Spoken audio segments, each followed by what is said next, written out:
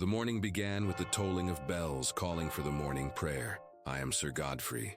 Woke up to a pain in my back. Sleeping on a hard bed was no easy task. My servant was already preparing my armor, which gleamed but weighed like stone. After the prayer, I had breakfast with the other knights, bread, cheese, and a tankard of ale. Today was an important day, the tournament in honor of our Lord's birthday. I headed to the training ground to warm up before the competition. My Horsewind was ready for battle, but I could see it was hard for him too. He carried not only me but also the heavy barding. The first match was against a young knight who looked a little too confident. Our lances clashed with a thunderous crash, but I managed to knock him out of the saddle. The crowd erupted in applause. After the tournament, I was summoned to the Lord. He wanted to discuss an important matter. It turned out that bandits had appeared on the border of our lands. The Lord ordered me to lead a squad of 10 knights to deal with them. We set out on our journey, passing through dense forests and small villages. The villagers complained of hunger and disease. When we grew tired, we set up camp and lit a fire. I went to the river to fetch water but discovered bandit tracks.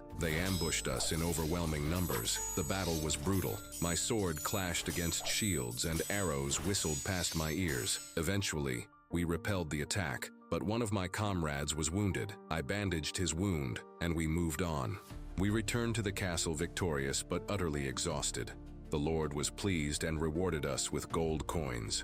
I spent the evening in the castle's great hall, where a feast was in full swing. Musicians played lively melodies and servants carried trays laden with food.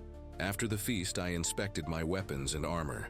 They needed repairs after today's battle. Before sleep, I thought about my family, whom I only saw once every few months. The night was cold, and even a woolen blanket couldn't keep me warm.